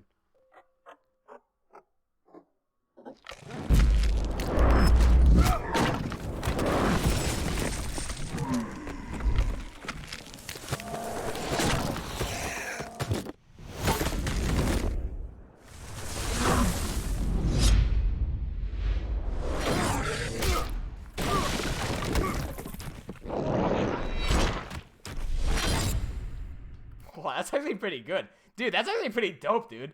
What the fuck? I didn't expect it to be that. Okay, I know I'm like sucking my own dick here by saying it sounds good. But I'm not a sound guy, right? I never studied sound or audio. And so that sounds pretty good. I'm gonna go get my sound guy to mix it afterwards, after I'm done. I'm not gonna do any of the sound myself. I'm just gonna give it to someone else to do it. That's pretty convincing. I like it. I like that. I like the way that sounds. Cool. Shizuko says edited crunching sound. What crunching? You mean like crunching a piece of paper? No, it's not that. I'll give you a tip. That's this sound here. This is biological. Like, it's recorded from a biological species right here. But of course, I didn't just record it and just put it in. It's edited. That's what I was looking for. Okay. Keep it up. Epicsaurus did say you should get Eevee. Yeah, dude, you should. Better computer and Eevee. I'm planning to spend some of my newly earned money on a VR device. Oh, I'm gonna. This is gonna be fun. Okay, I'm gonna start doing some VR videos because I'm planning to buy a VR headset, the Oculus Rift S, and I'm literally only buying it because of this one game called Boneworks, and it's coming out in December 10th. So once I get it, I think I'm gonna be starting to make some videos on that because I'm really excited about that. That's like, I rarely get excited over games these days, but that's a really good looking game. I'm getting chills just thinking about it. It's gonna be super fun. Why did Cookie say earlier Blender is used to make a fruity? What the hell is a fruity? Let's see. Josiah says, what is the twirl before he throws the tree? What do you mean, what is the twirl before he throws the tree? Do you mean his arm? This stuff? That's his arm, Josiah. Because he picks up the tree there. Briar says, I don't get what he is doing with the log. He puts his arm around it, then spins around it twice, then rips it off. Okay, yeah, I'm gonna explain this a little bit more. This is corruption right here. Because the quote-unquote ender in our world is called the corrupted, right? It corrupts things, biomass, namely, to grow its own biomass. So right here, he corrupts the tree, then he chops off the tree and throws it away. This corruption that is on the tree will continue to grow, right? The reason you want to corrupt a tree is simple. From the corrupted's perspective, once you corrupt a tree, the corruption will spread out throughout the tree, and then at some point, the tree will bloom, and it will spread like pollen and or spores, right? Those spores will land on other biological substances. Those will get corrupted as well, and that will keep on spreading. Also, tree is connected to ground. Ground has grass. Grass will get corrupted. That will spread. Worms inside the grass will get corrupted. All that will spread and continue to grow the biomass of the Cyclops right here.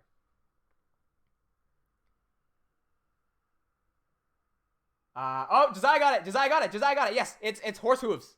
It's not just horse hooves. It's horse grunts and neighs and hooves. All of them like just meshed in together. That's what it was. Yes, you got it. You got it. Those are horses right there. Now that I've said it, I'll let you hear it again. You're gonna hear it now that I've said it, right? Here.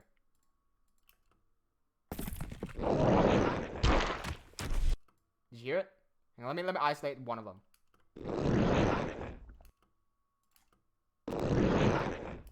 Can you hear it now? It's a horse going like that. Can you hear it now? And all of a sudden, it's so clear, right? A fruit smoothie is what a fruity is. A fruity is a fruit drink. What? Are you from Australia? Why do you add... People from Australia typically add, like, a Y at the end of things. Or, like, make things just end with a A or a E or something like that. Like a cigarette is called either a ciggy or a durry. McDonald's is called Macca's. Like, why is there that? Why? Just call it a cigarette, bro. Whoa, Chief, I think you just realized. Yeah, right? Once you say it and once I tell you what it is and you're listening for it, that's what he... Oh, wait, you are wowing my impression? What do you mean? My impression of a horse is good? I don't know what that means, but thank you. Yo, what's going on? Yumi Adaya says, I'm Jomar's daughter. I'm not sure who... That was close. You almost got me there, Yumi. You almost got me there. She goes, you made a fucking parasite. You spelled parasite way wrong there. Yeah, it's gonna be worse than a parasite. It's gonna be worse than a parasite. Once you guys, now that you guys know that that the corrupted are spreading corruption and all that sort of stuff, the next question usually is, why is Arkosh's arm corrupted? How did it get corrupted, and how is he not fully corrupted? What's going on there? So those are the typical next questions, and it's all explained. In fact, most of the stuff is already there. You can already tell why he's not, but it just hasn't been pieced together yet. Yeah, I'm just gonna stop that there in case of spoilers. But the corrupting can corrupt most biological things. Angelo says Terraria has a concept of corrupt terrain that grows into other terrains. Put one corrupted block down and it'll spread. Yeah, it's basically like that. Yeah. And if it in Levaslier, if the corrupted doesn't get more biomass, it will slowly degrade and lose its biomass. Therefore, it has to corrupt stuff in order to survive.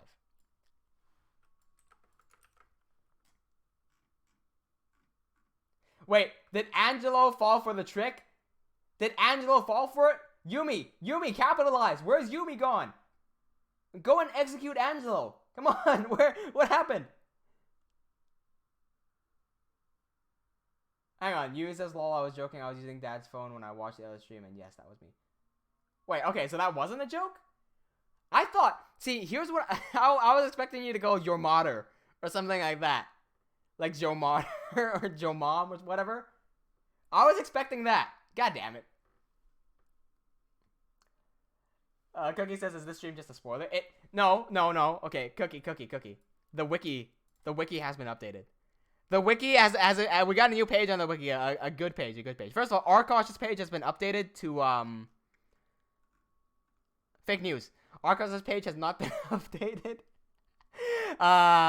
We've updated the corrupt, so now we have a corrupted page. This is for the corrupted. There's a lot of information on why they spread and how they spread here.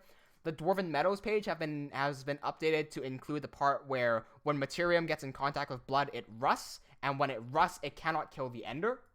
Therefore, Arkosh is not using his famous sword and dagger. He's using wind shear instead. Chafer Heaton's page has been updated to include the story of how he became a warlord, as well as his relationship with Arkosh Levaslier and some trivia down here. And we've added a page for the White Death because we know how many people like him, and we can't. There's also the assassination of Chafer Heaton in here, which is fun. Oh, when we piece all the pieces together, It'll be fun.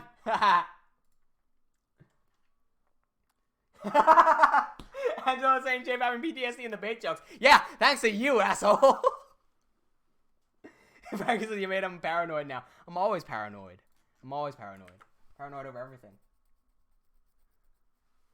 Okay, let's do the next one. Okay, he swings it over. Is the animation done? Let's see. That's a terrible. Whew. I have never seen such bad. I almost said sportsmanship. Swordsmanship from Arkosh. That makes me cringe. How bad, dude? Look at his arm. That is so bad. Let's try to. I'm gonna let him have a little bit of redemption, and fix his sword here just a little bit. There you go. You can redeem yourself with this little fix right here. It's a little angle switch. Okay. So right now the Cyclops dies because he's gonna get slashed. So we don't want that. I also want Arkosh's head to completely turn as well. Cool. Okay. So this right here is an example of overswinging. If you guys understand combat at all, you understand that overswinging is absolutely horrible. However, what I'm also doing here, as I'm playing this scene right here is my little commentary. It's not gonna be very. There's no like deeper meaning behind this, but there is almost like. Okay, there is a deeper meaning behind this one single shot here, but it's not what I'm trying to portray. Like it's there. What this shot is also trying to say is that a lot of animators, when they do their animations and in games and whatnot, there's a reason they do this, right? But most animators, they exaggerate all the attacks. And yes, exaggeration is a principle of animation, and yes, it is very important for good animation. However, exaggeration is the opposite of what you want in combat. So in this shot, right now, Arkosh is going to completely exaggerate his strike, and he's going to get punished for it. Which is what I think a lot of animators don't really do. And of course, there's a good reason that they don't do it, because it's how animations are supposed to go, right? But in our world, we operate a little bit differently, and if you overswing your attacks, you're going to get punished. In this scenario, Arkosh completely overswings and gives his back, which is the worst thing you want to do in a fight. He's going to get picked up and thrown, like, from behind. Terrible, terrible situation to be in. Okay, let's give his cloak a little bit of a more cloakiness. Good, there we go. His cloak is always very fun to look at. Okay, Josiah says, I'm suspicious that Chafe skipped over my response. Arkosh, why Arkosh hasn't been fully corrupted. Hang on, did you give a response? Did you give a response? Hang on. I did not. If that was a question, I'm not going to answer that question. Because there is a reason, and it's up to y'all to figure that out. But if you gave a theory, I'd like to read the theory. I'm not going to say if it's correct or wrong.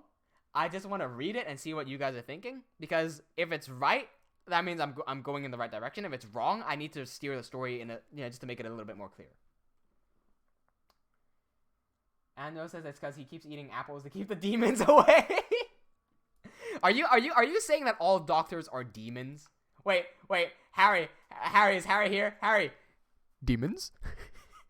It's a little inside joke. I need to add that to the dictionary. Zakta says, Chafe, can I be a moderator on Twitch? I only add moderators, I only ever add moderators to people who come on very, very, for an extended period of time, and that I know physically. So I'll give it to you. You come here very often, Zakta. I'll give it to you, when I feel like the time is right. But I have considered you as a moderator. Yes, Zakta. You're going on the right track. Just give it some time, and then, when I feel like we need extra moderators, you're gonna be someone that I hook up. For sure, Zakta. Like, I absolutely love you for being here so often. Angelo says my theory is basically because he's a slime. Josiah says I have two... Oh! Dude! What is that, dude? There's like... I think I just stepped on glass or something. What is that? Oh no, it's a fingernail. Jesus. I just like nailed myself into a fingernail. Like my foot just like dug right into it. Jesus Christ. Josiah says, I have two separate ideas of how it might be. One is that it has something to do with the cape. I think there's something special about that. And it does always hang over the hand. That might be something to kind of do. It leans towards, but I kind of lean towards 2. Theory 2 is that the 100% pure dwarven metal is embedded somewhere in his arm somewhere. Both of those are so close. But both of those are so close. That's all I'm going to say. I'm going to reveal that's wrong, right? But you are so close to that. Yumi says, lol, I was just joking. Wait. Bro, Yumi, I already read your messages, man. Angelo says, Lamal, that fingernail nailed it, Lamal. Josiah says, oh, it could be that he's cutting off the growth with the blue blades. No, but I will reveal this. The way that they know that Materium damages, okay, I'm gonna reveal this. You guys have seen the Levaslier title sequence, right? Hang on, let me grab the Levaslier title. What the fuck is it called? Title. What title? Where is it? Lev title. What is this? Yes. You guys have seen this, right? Okay. Look how this take a look at the sequence.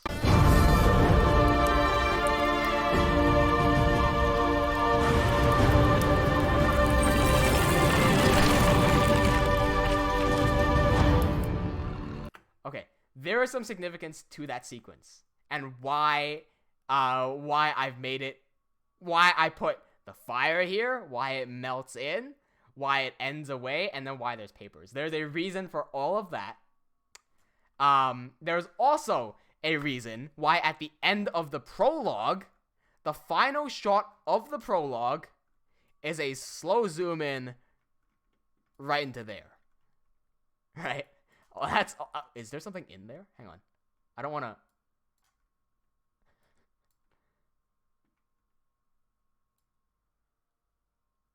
Okay, hang on. I don't want to reveal too much. I'm just gonna.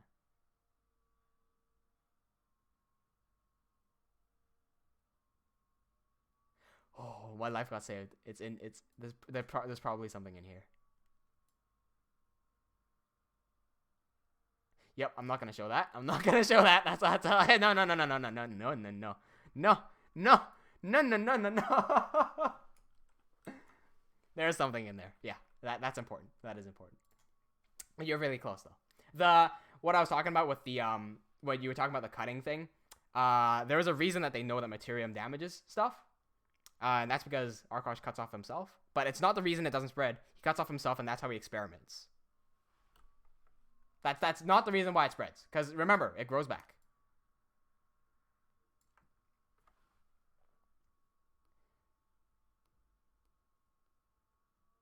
Arkosh's blood will be used to cure the corruption. Nope. I know, Thanos snap. The title got Thanos snap. The title? Oh, the title of the stream. Oh, I was talking about the Ender stuff. No, okay, right. Yeah, I haven't even touched on that. Jesus Christ, I gotta touch on that, man. Josiah says, okay, it's on the wiki that his left arm is sealed by ferronium-plated armor, effectively acting as Arkosh's shield, so it's basically spelled out for us. Yeah. There you go. Yeah, there's a bit of a wordplay there, Josiah. I think you'll appreciate the wordplay. Shield as in physical shield, as if someone attacked them, the metal stops the attack from coming through because it's a shield. And then also shield in this term. There you go. Now the next question becomes how did he get it in the first place?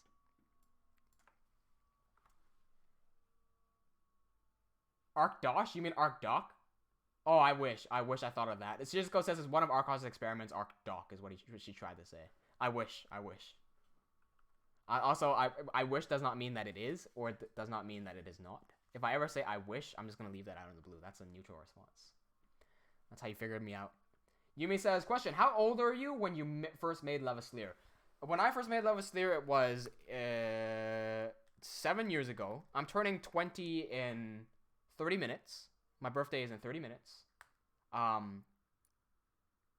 So 7 years ago is 12. I would have probably been 12 or 13. Somewhere like that.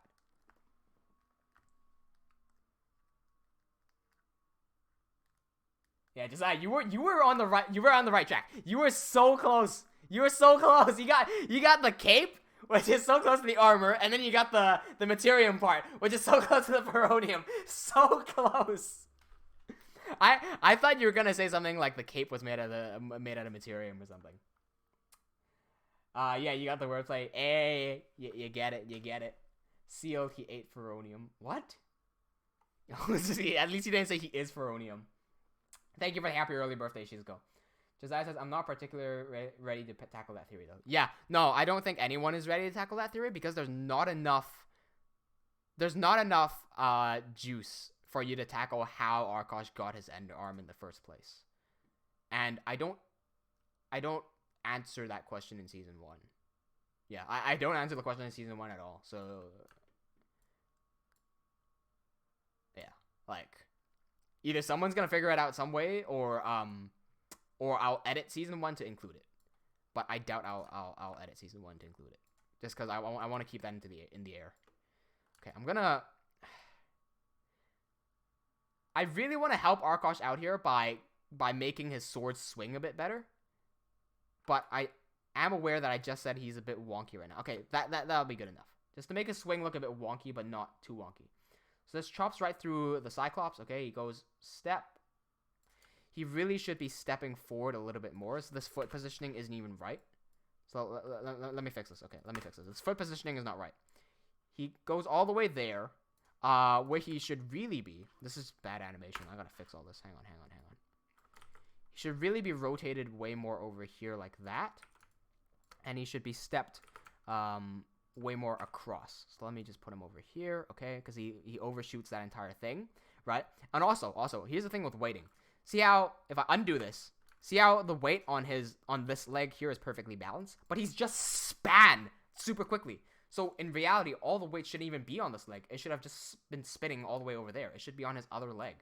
So this is how the positioning should look. It should all be on this leg, like so. And it'll completely give out his back. There we go. Okay, so now if we watch this, it feels like that carries him forward a lot more, right? And yes, that does clip through, but that's a very simple fix. All I have to do is make sure that it does not clip through. Josiah says, figure it out by the end of Season 1. That's my personal challenge. Okay, if you're going to do that, I'll put some hints there. Angelo says, by the way, thoughts on Has-Been Hotel, bro. Imagine finding it before episode 1 is released. Jesus Christ, that'd be sad for me. Any thoughts on Has-Been Hotel? Okay, yes. You shared Has-Been Hotel on our Discord server, and I did watch the entire thing. First of all, I want to say that I very highly admire the creators for going through all the effort of animating an entire web series, an indie web series, and it should be an inspiration to anybody else out there who's looking to create their own web series, because they show that it's absolutely possible, and it done with great quality as well, right? Like it looks absolutely fantastic. I want to know the budget of that. I want to know how many people worked on that. It's inspirational how it was done. Like I really, really love the fact that it was done. Josiah has to go. All right, see you, Josiah. You might actually be interested in hearing the development of this web series, Josiah, if you've looked at Has-Been Hotel on our server. However, even though I can praise them for all the effort going into it and how the animation looks so great and it's super inspirational, it still should stand that the story isn't very good, to put it bluntly. The story, look, story and good or bad is very subjective. So let me say this. In my opinion, the story is not very good. For me, Has-Been Hotel seems like a typical white people drama with a white people art style aimed towards very young teens. Some people would argue that there is a bit of forced diversity in there, but I could care less as long as it's good. And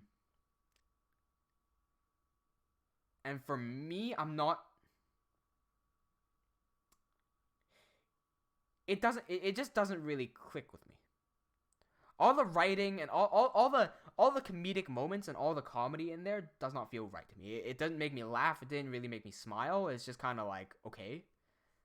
Like, that's kind of cool that you did it, but, like, that doesn't really click for me, per se. I have no problems with the gay character. I have no problems with the female lead. But I also don't have any praises for them. Like, the problem I would have with it, right? The problem I would have with it is if on the review for Hazbin Hotel, they said, very nice, you have a female lead. Very nice, you have a gay character, and very nice, you have a black character. Because those three things are not compliments. Those three things are facts about the film, or the web series. They are not compliments. So what if you have a female lead? So what if you have a gay character? So what if you have a black character? Is the story good or not? So if there's that part of me feels a bit like forced diversity, but again, I don't care about that as long as it's good.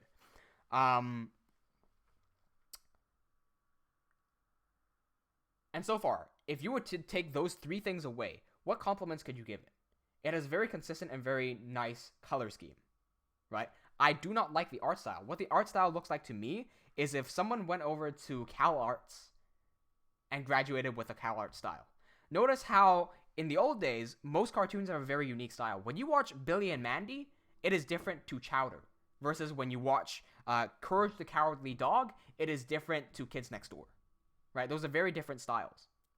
Nowadays, most cartoons share the exact same style. So Gumball has the exact same style as Steven's Universe. Right? And you can tell that. It's very clear and very distinct. It's like these people had their own art style, went into a university and graduated with their university's art style just to pass the grade, and then just continued using that art style. And unfortunately to me, Hazbin Hotel looks like the Cal Arts art style. Or it looks like an art style that's just been replicated without much heart and soul, basically. Angelo says that there's a lot of swearing and sex jokes, most probably targeted towards adult, but probably edgy teens would get interested as well. Okay, if it was targeted towards adults, then here's what I see. Here's what I see. If you were to target that show towards adults, most of the people who watch the show, and this is not a problem, this is just an observation, is that there would be a higher female audience, and most of the female audience will be left-leaning, supporting the fact that there is a female lead, a gay character, and a black character instead of the story. So the female having, female watching ratio being higher, that's a good thing. Okay, I don't care. Like, it's not a good thing, it's not a bad thing. It's like, that's a statistic. You can't say a statistic is good or bad. That's just a statistic. Okay. What is bad for me is complimenting not a compliment. If you compliment something, like, if I have a sticky note and I say, wow, the sticky note is very yellow, that's not a compliment, that's a fact. And I have a feeling that if it does well, it will do well for that particular audience, left-leaning females, or left-leaning gays, or left-leaning black people, minorities, because of that specific detail of a female lead, black character, and gay character, not because it is good story. That's what I feel like it will do. JL Voxelations is here. I completely missed you. Sorry there, mate. I hope you're still here. What's going on, man? Zella says, have you seen Final Space? I have not seen Final Space. Yumi says, I wish this gets more views. I wish so as well. Oh, by the way, guys, I completely forgot to ask you guys to do this. Please do. Where the fuck? What? Huh? What? Huh? What? What's happening here? Hang on. Why is that not working? Ark? Is Ark here? What happened to Ark? Ark. There he is. There you go. Yeah, that's what I forgot to ask you guys to do. Go ahead and like the video just like Ark Dog did right there. I don't know why it took him so long to come in. He was running a bit late. Likes really do help the channel grow, and I really like likes. Okay, cool.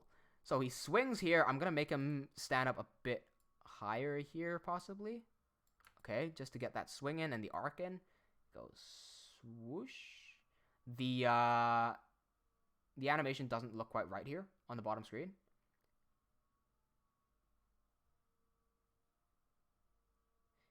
Okay, I know what it is. The sword is... This, okay, something ain't right here. Something, the foot. Is it the foot? It could be the foot. I don't know if it's the foot or not. Something to do with the weighting distribution there is not right. So he swings it out this way. It might be the fact that the sword is in front of him. So I might have to pull the sword back a little bit. Okay, here. I'll pull the sword back just to make it look a bit better, right? So here we go. Sword should be here. And so what this will do is make the animation... Oh, shit! The animation is broken. Okay, let's not break it. Let's try this again. Okay. Wind it back. Okay. So now. Starts here. Swings. Animation breaks. Okay. We need to fix the animation here. Let's go into our object mode and turn on Quaternion rotation. This should fix the problem. Nope. Animation is still broken. Not sure why that is. It's because this one is here. Okay. Fuck that one. Okay. That looks a lot better. Swing.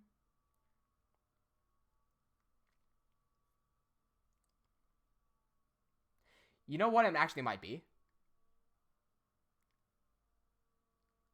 The actual swing is here. And so here's what it is. Here's what it is. I know you guys are talking, saying, I gotta act out the scene. Okay, here, I'll act out the scene. I'm gonna grab, like, the diamond sword just for an example.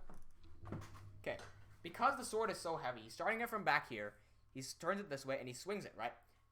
There should be a frame where he hits. So, ideally, if he had both hands on the sword and he were to swing, it would swing like this, right? And would stop right there. However, in this situation, he wants to stop it right there, but it's so heavy that it keeps on dragging him through. Therefore, until this moment, it should all be relatively aligned because he wants it to be here. But after this point, the sword goes overboard and it starts yanking him. Right now, our situation is that the sword goes first and then he turns. So the sword is leading the entire swing, which shouldn't be happening. He should be leading the sword swing, and then after the swing finishes, he can't stop it, so the sword continues dragging him onwards. That's what it should be. So we gotta fix that. It's just a bit of a keyframing issue there. Let's go. Zactus says, wow, that sword looks so badass, right? Right? The fact that I can hold a transparent sword on stream, and like, y'all ever play Skyrim? You know what the Ghost Blade is? This is the fucking Ghost Blade.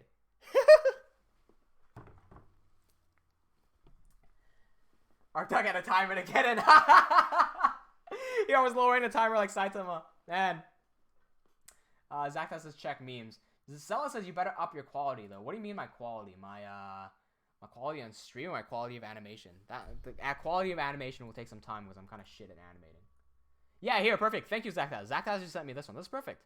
Look, all the cartoons these days rely on the same facial structure. It's the CalArt style.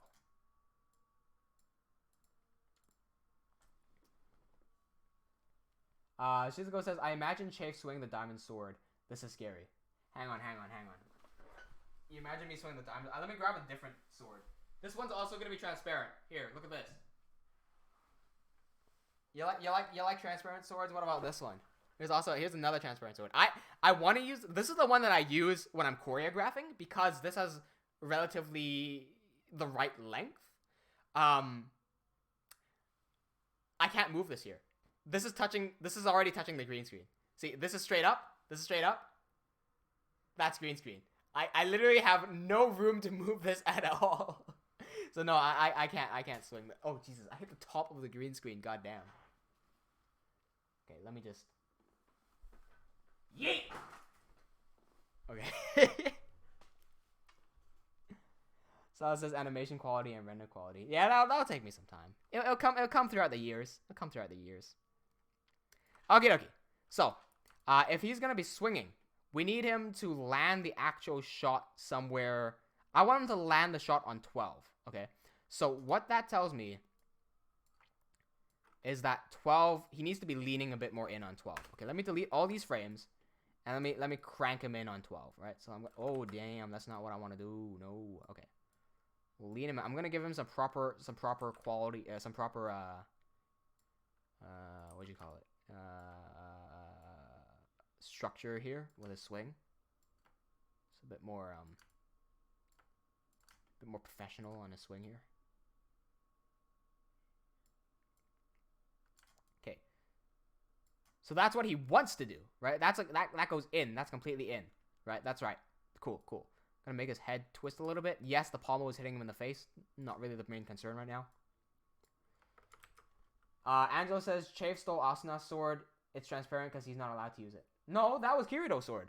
Asuna's sword is out of reach. Hang on, let me grab Asuna's sword. Hang on. Ugh. This is Asuna's sword. Asuna's sword shouldn't be transparent because it's just silver. Here, the hilt might be. Yeah, hilt's transparent, but yeah, here's Asuna's sword. This one's also the right length, but this one doesn't have the cross guard, so I can't. I'll use this typically as like an arming sword, even though it has a really long length. But yeah, this one's pretty cool as well.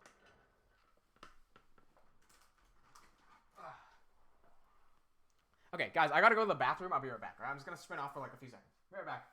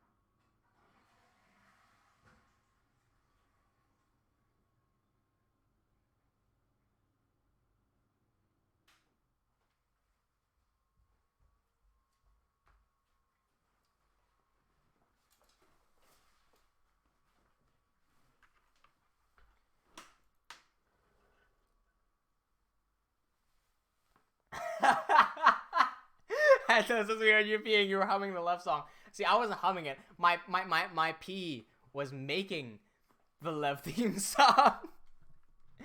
Shizuko says, "Where's Harry?" I don't know. I wish I could answer that question for you. I don't know. He went missing today.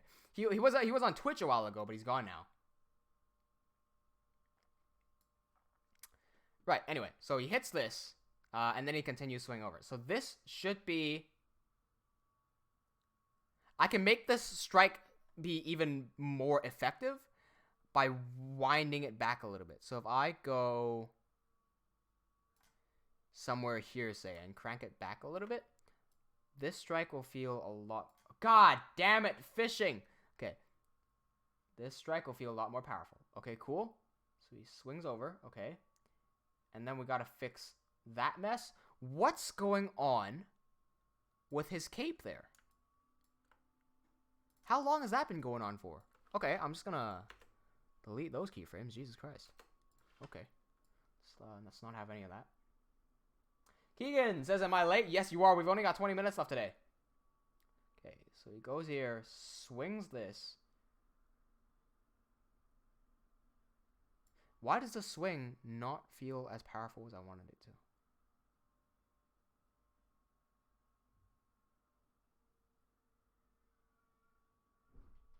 Okay. Let me see. Maybe I could keep on winding his arm back even further. Okay, let's see. So he starts off like this and then swings that in. Okay, that feels powerful. Right there. Okay. Now we got to work on the actual follow through of the animation. So he swings here. And then, see how the sword is behind him at this point? And then he uses his body weight to turn first, and then the sword carries into the swing. Okay, cool. This is where he should stop his swing, just like how we showed it just now. This is where he wants to stop it, but it doesn't stop because the sword keeps on bringing him forward. So in reality, the sword should be twisting way more ahead of him. Okay, we can't be twisting that far because it'll hit into a wall. But for argument's sake, let's just twist it a bit further ahead. Okay, so now after he swings... Let's see. Swings and it... Yes, and it keeps on pulling him. That's perfect. That's perfect. Okay, cool. And we want the blade to stop right... Not there. Right around there, because it collides with the wall over there. Okay. And then we'll just delete these keyframes and we'll make it go backwards. It ends at 20, so let's move this back somewhere here for now, right? So what it should look like is he goes over and he slams into that. Okay, cool. Keegan says, TeamWnJ, do you HP boys? What do you mean? Dragon Warp FX says, what's going on? Says, what's up? What's up, Dragon FX? Dragon Warp FX? Welcome to the live stream. Right. Hello, Boomer. Did you see my Facebook post? What's going on, Harry? Yeah, hello. Oh, Harry. Angelo just made a note. Yeah. Chief, we are 6 episodes left for Levaslier Production Diary, episode 69. Sure. So, you know, have you guys seen when Destiny 2 was being released? There was like a countdown on Bungie's Twitter page where it was like 100 days left till Destiny, right? And it's just like a picture of the galaxy. On the 69th day, they changed the picture to like some dude's face. Going, you know what I'm talking about? You seen it? Yep. Okay. Nope. I feel like on the 69th episode, we should switch the thumbnail to some like weird shit. What should it be?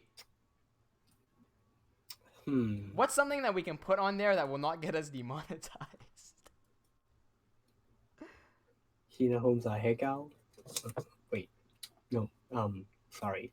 I have a feeling someone's gonna say like ArcDoc X Arkosh.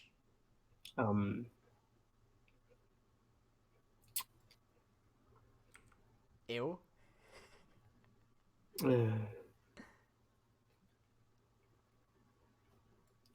Talking in another level.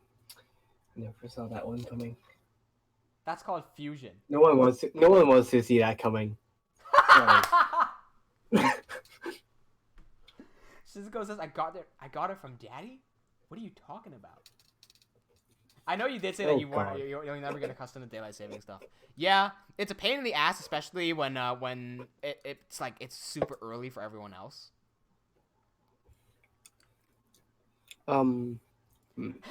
Minecraft feet as your thumbnail.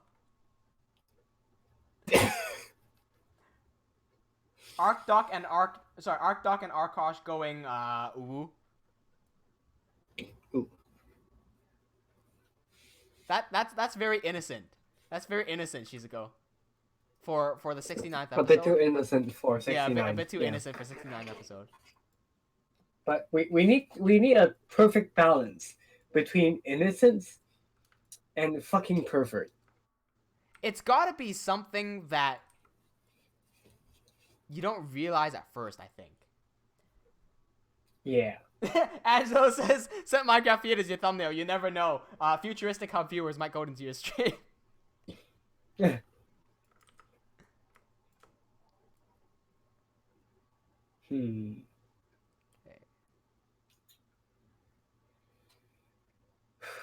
We'll figure something out. Yeah, we'll figure something out. What's going on with your foot here, man?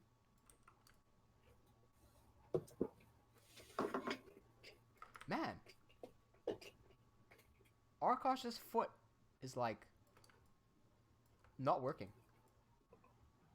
Wonky foot. Okay, there we go. ArcDoc X Enderman. Jesus Christ. Penetrated. Not spoiler.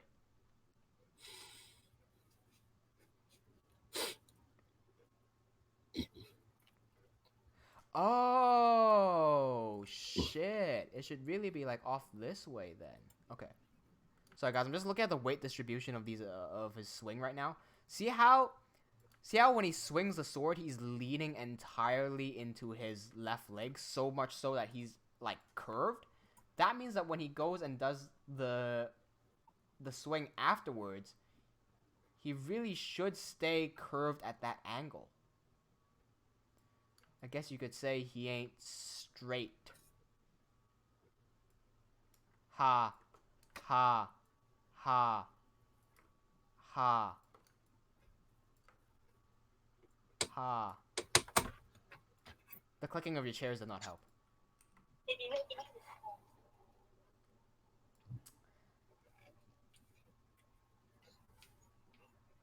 Dragon Warp FX says futuristic help animate some weirdest shit. Yo, are you new to the channel? Because we absolutely despise futuristic up here just because of what he does to little kids. If you're new to the channel, I invite you to subscribe because that really helps. We're trying to reach 10,000 by the end of the year. And recently we've had like people like Rainimator subscribe, and that's just absolutely awesome. Sella should be here. Sella Animation to still be here. Sella, you're an absolute awesome person for subscribing. I always adore it when people with the verified badge or big numbers subscribe to my channel, because it's like, oh, you're so big, but you still come and watch my that's awesome. Like, just it means a lot more that way. Angelo says Arcdoc's close-up face with a shadow of a vertical rectangle. Oh my god. Oh my god.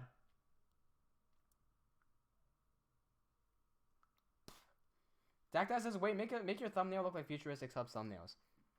I should have set our Halloween video to my thumbnails. If you've ever seen those before. That'll give you the heebie-jeebies. Okay. So he swings, but is this... I feel like that's not right.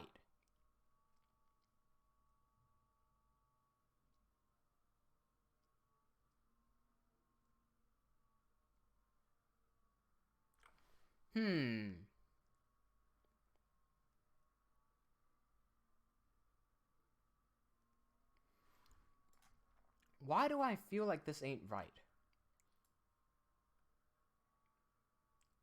Is it because I think it's because he accelerates instead of decelerates. Yeah, okay. He accelerates. So after the initial swing, he accelerates forwards to finish that, which is not right. So let's give these keyframes a bit more spacing. We're going to give it some, like, almost even spacing. He's going to slow down a slight little bit. Okay. This should look a bit better on the bottom screen. So swing and then slows down. Okay.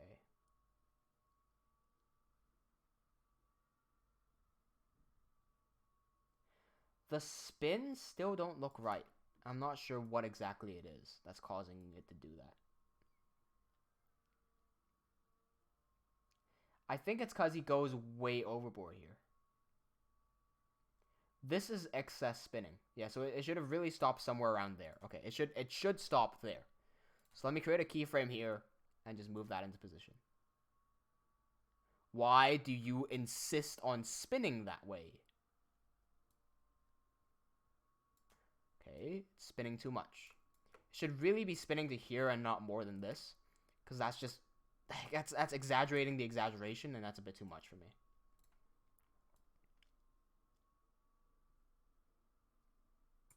Okay. Exaggerating the exaggeration. Yes. Nice.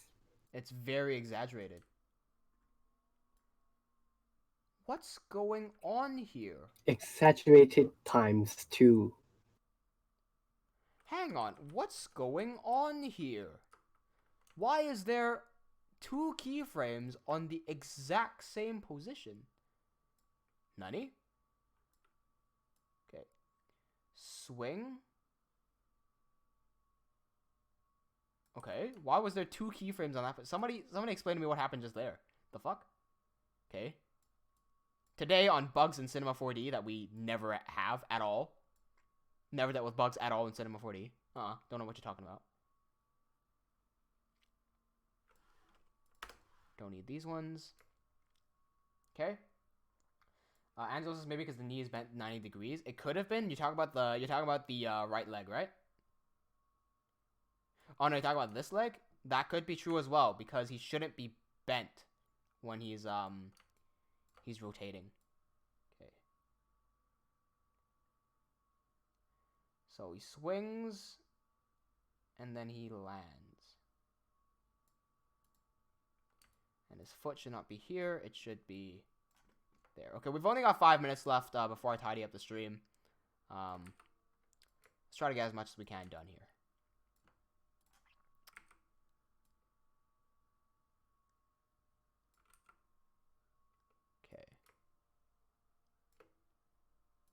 Let's see. So it goes here, swings and lands. Again, swing, land.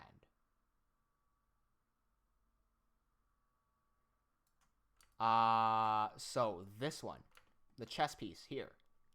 This needs to go like that. So now he swings. Where does the sword go? They make him lean a little bit more. So he goes like this. Okay.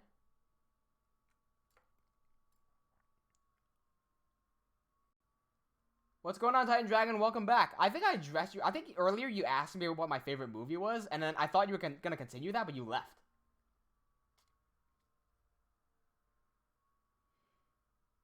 Okay, swing slash land. Why does that not play nice? Something about this is not playing very nice. I'm not sure what it is. All right, I'm gonna investigate this animation after the stream ends, because I'm just gonna keep on working on this. Next stream, this should be done, and you should also expect a next shot to be done after this, if I'm doing my job correctly.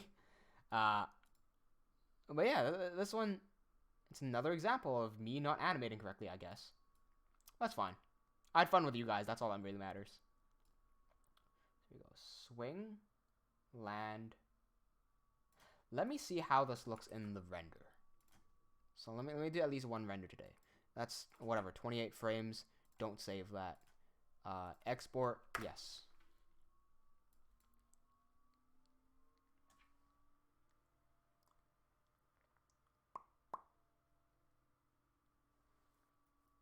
Let's see. Okay, so first of all, we got some wonkiness going on with his leg over there.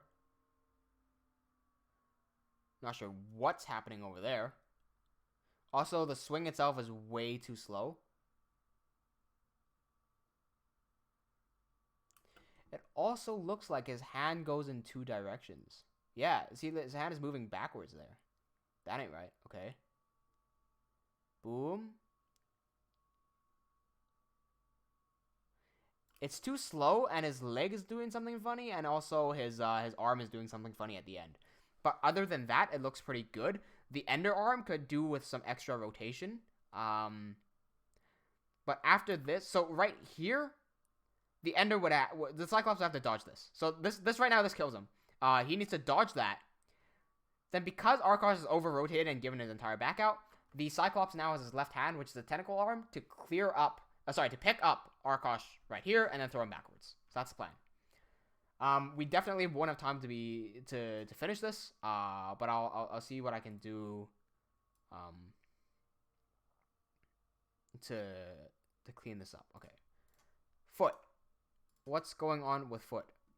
Problem with foot, I believe, is Quinterian rotation. So if I fix that, that should very easily solve the problem. Okay, that did solve the problem, but that is still a problem. We have many problems here. Okay. Okay, so why is his foot rotating inwards?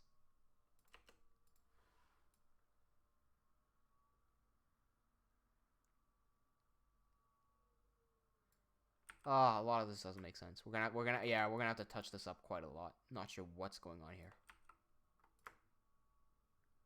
There we go.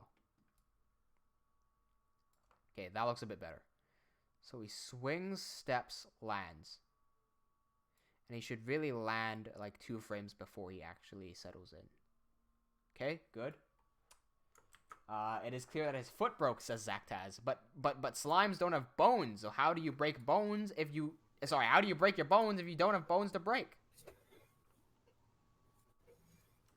This needs... Nope. He broke his bones. What?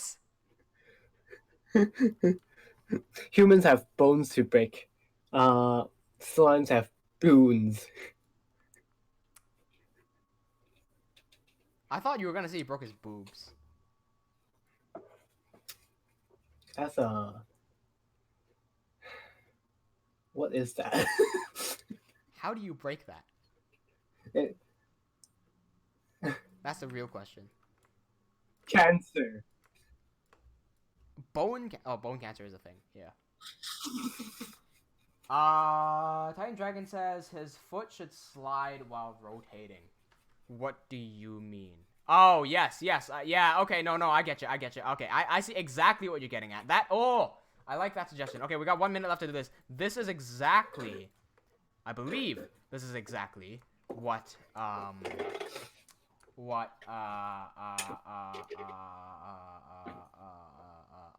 Titan Dragon was referring to. I will, can you switch to fucking movement tool? Thank you. Do this. Right? That's what you were saying. So now, as long as the animation is done correctly, which it's not right now, the slide should carry him forward. Okay, that's way too much. Oh, it's not just way too much. It's the spacing of the keyframes. That, yeah, okay. Well, we'll have to go in and touch that up.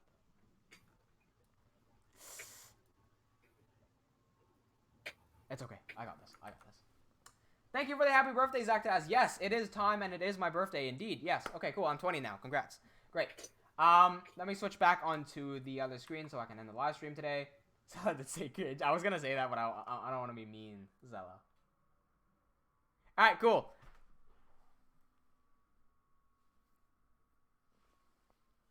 Yeah, sure, whatever. It's 12 a.m. on my side. I'm gonna go get myself one single Turkish delight as my birthday cake. Ta-da. Well, thank you everyone for joining the live stream. If you have not already subscribed, make sure you subscribe right now. We're trying to reach 10,000 subscribers by the end of 2019. Next year will be 20,000. So there you go. And so says happy birthday. Thank you. She says go happy birthday again. Thank you guys so much. With that said and done, this particular animation will be done by next Thursday. Not the entire thing, just like the shot. If you're wondering when the entire thing will be done, it looks to me like there's only a few more complex shots left. So I'm anticipating three more weeks or so, and we'll get it completely finished. That's what I'm thinking. Okay, cool. Thank you everyone for joining, and I'll see you all next Thursday. Cheers!